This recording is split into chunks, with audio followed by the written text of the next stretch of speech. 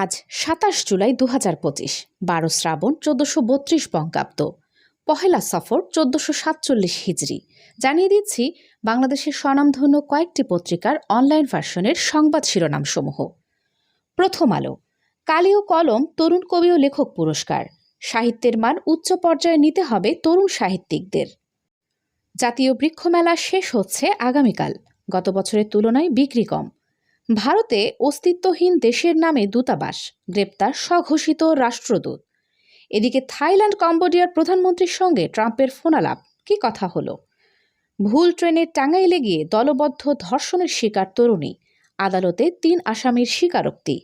চলে যাচ্ছি আরও কিছু গুরুত্বপূর্ণ শিরোনামে। গোপালগঞ্জের সহিংসতা, প্রাণঘাতী অস্ত্র ব্যবহারের যৌক্তিকতা পায়নি পর্যবেক্ষণ দল। গণ্ডগোল লাগিয়ে নির্বাচনের আয়োজনকে ভণ্ডুল করার চেষ্টা চলছে, বলেছেন প্রধান উপদেষ্টা। ৪ থেকে ৫ দিনের মধ্যে নির্বাচনের তারিখ ঘোষণা করবেন প্রধান উপদেষ্টা, বলেছেন মোস্তফা জামাল। তাজউদ্দিন আহমেদের জন্মশতবার্ষিকী। তাজউদ্দিন শুধু পরিবারের নয়, রাষ্ট্রের সম্পদ। রয়টার্সের বিশেষ প্রতিবেদন প্রকাশ। যুদ্ধক্ষেত্রে ভালো করছিল ইউক্রেন, হঠাৎ স্টার্লিং বন্ধের নির্দেশ মাস্কের। চলে যাচ্ছি যুগান্তর পত্রিকার পাতায়। বর্ণাঢ্য আয়োজনে যাত্রা শুরু বাংলাদেশের মুসলিম কাউন্সিলের। কবি আল মাহমুদ গবেষক সদ্য প্রয়াত মহিবুর রহিমের স্মরণ সভা অনুষ্ঠিত। এদিকে বাংলা একাডেমিতে জুলাই গণ অভ্যুত্থানের বই প্রদর্শনী। অন্যদিকে বাড়ছে নদীর পানি, কিছু জেলায় ফের বন্যার শঙ্কা। গুলশানে সমন্বয়ক পরিচয়ে চাঁদাবাজির অভিযোগে আটক ৫ জন। মাইলস্টোনে বিমান বিধ্বস্তে দগ্ধদের দেখতে গেলেন প্রধান উপদেষ্টা। দেশে পরিবর্তন আনতে ৩ জায়গায় কাজ করতে বললেন হোসেন জিল্লুর। মাথায় হাত বুলিয়ে কাজ করাতে হচ্ছে, বলেছেন অর্থ উপদেষ্টা। রাতে ঢাকাসহ বিভিন্ন জেলায় ৬০ কিলোমিটার বেগে ঝড়ের আভাস। এদিকে বাংলাদেশের ধর্মীয় স্বাধীনতা নিয়ে যুক্তরাষ্ট্রের উদ্বেগ। ১৪ জুলাই রাতে হাসিনাকে লাল কার্ড দেখিয়েছিলাম, বলেছেন সানজিদা। নির্বাচন ভণ্ডুলের অপচেষ্টা রুখতে ঐক্যের ডাক প্রধান উপদেষ্টার। ফিলিস্তিন ইস্যুতে জাতিসংঘের সম্মেলনে যোগ দিচ্ছেন পররাষ্ট্র উপদেষ্টা। পরিবেশকে রাজনীতির কেন্দ্রবিন্দুতে আনতে হবে। এদিকে ৪ থেকে ৫ দিনের মধ্যে নির্বাচনের তারিখ ঘোষণা করবেন প্রধান উপদেষ্টা। চলে যাচ্ছি আমার দেশ পত্রিকায়। জাপানি শর্তে থার্ড টার্মিনাল নিয়ে নতুন সংকট, একের পর এক জটিলতায় আটকে আছে উদ্বোধন ও উড়োজাহাজ ওঠানামা। ভারতের বিরুদ্ধে শক্ত অবস্থানে ইউনূস, বাস্তবায়নের পথে তিস্তা প্রকল্প। এদিকে নির্বাচন ভণ্ডুল করার অপচেষ্টা রুখে দিতে ঐক্যবদ্ধ থাকতে হবে, সরকারের উপর ক্ষোভ ঝাড়লেন সার্জিস। যুক্তরাষ্ট্রে গরুর গোশতের রেকর্ড দাম, যা বলেছেন বিশেষজ্ঞরা। এদিকে ভারত দক্ষিণ এশিয়ার ইসরায়েলে পরিণত হয়েছে, বলেছেন সাদিক কায়েম। আরও কিছু উল্লেখযোগ্য শিরোনাম সমূহ হচ্ছে: প্রধান উপদেষ্টার সঙ্গে হেফাজত নেতাদের সাক্ষাৎ, ভারতে বাংলাদেশিদের ক্রেডিট কার্ডের ব্যবহার তলানিতে, ৪ থেকে ৫ দিনের মধ্যে নির্বাচনের তারিখ ঘোষণা করবেন প্রধান উপদেষ্টা। সেই একই ধরনের বিভাজন সৃষ্টির চেষ্টা চলছে, বলেছেন মাহমুদুর রহমান।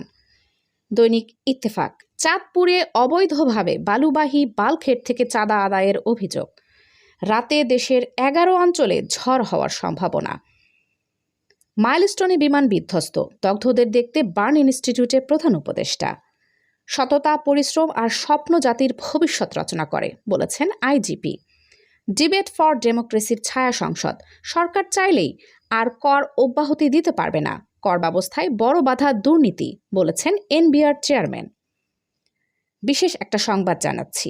ভুয়া নিয়োগপত্রে সেই স্বপ্ন হাতিয়েছেন ২৮ লাখ টাকা নিঃস্ব শিক্ষকের পরিবার।